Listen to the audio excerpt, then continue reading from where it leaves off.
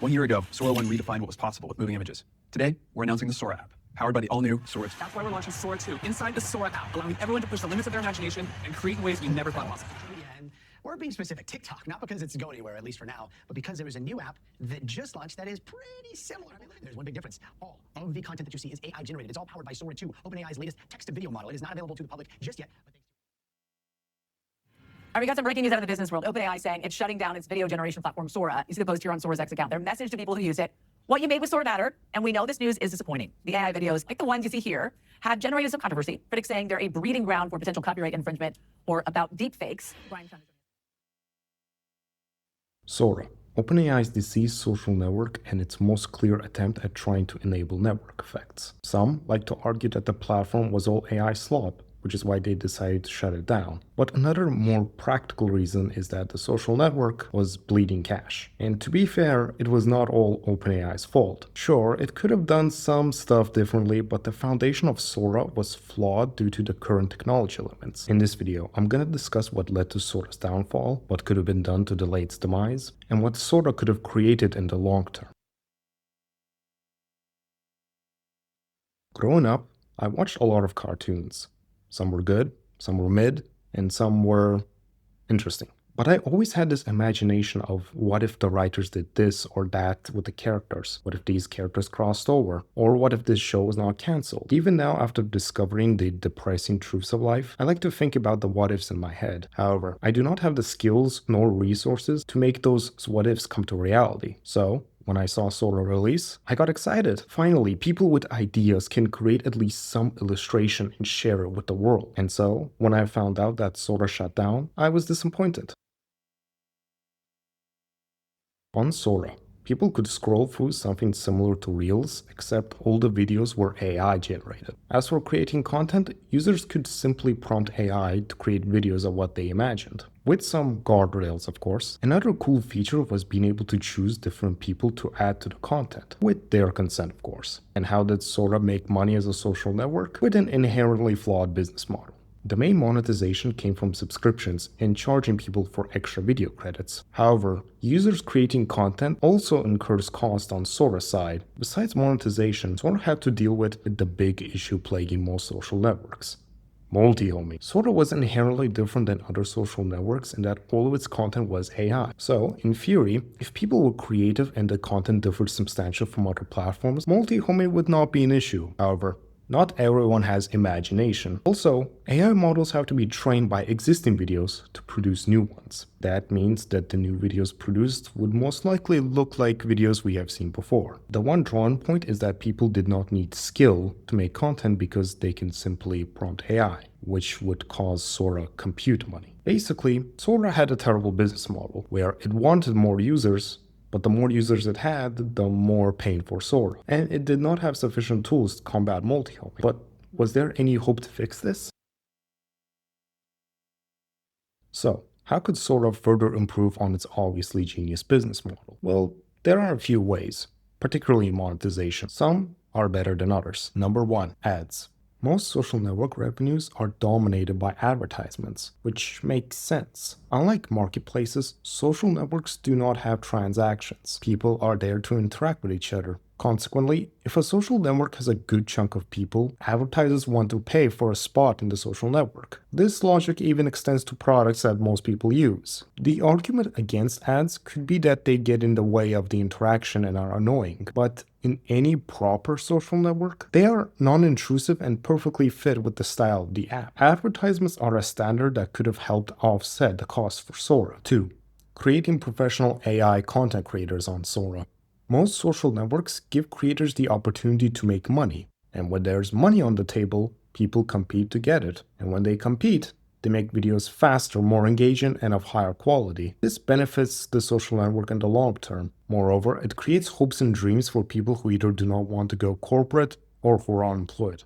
Anyway, something like this program was teased, but it never came to fruition because the app died. If a system like this was implemented in day one, and OpenAI put an effort to market it, people would have tried to master video generation fast. This would have helped improve the quality of Sora videos and reduce the AI slop in the app. Now, how would Sora pay them? Options include ad revenue sharing, like in YouTube and Facebook, or creator funds programs like TikTok or Snapchat. However, considering Sora's beautiful cost structure, using its own finances would be unwise. So, a better approach would be fan funding, brand sponsorships, and affiliate marketing. Particularly for the latter two, Sora could have charged companies to give a script or outline of how they wanted their products to be marketed by creators. So, when well-known Sora creators would be sponsored, they do not have to spend countless time prompting to generate one video. 3.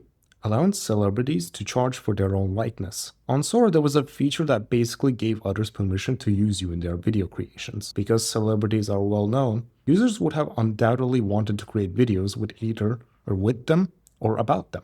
And celebrities would not mind earning a little extra for basically doing nothing. Of course, if the videos generated followed some regulations. So there wasn't an opportunity for Sora to add some extra monetization here. However, this approach has huge limitations. First off, how do you monetize it for the celebrities? Sora would not be able to pay out of pocket given its cost structure, and many users would be discouraged from this feature if they have to pay out of pocket. While it is possible to have the professional Sora creators just pay a small percentage of their celebrity video earnings to the celebrities, and would still be liable to other problems. Celebrities do not like saying certain stuff, whether that is for professional or public image reasons, and regulating every single celebrity post, even with AI, could be difficult. The solution could be that celebrities give a list of things they do not want to be said on Sora, but these are busy people and would rather not waste time giving instructions to potentially get a small fraction of cash and still have the chance of a PR disaster leaking out. These options were just some ways Sora could have made extra cash to support itself for at least a little while, but the foundation was just too flawed. A 10-second video clip would cost Sora between $1 to $5 in computing.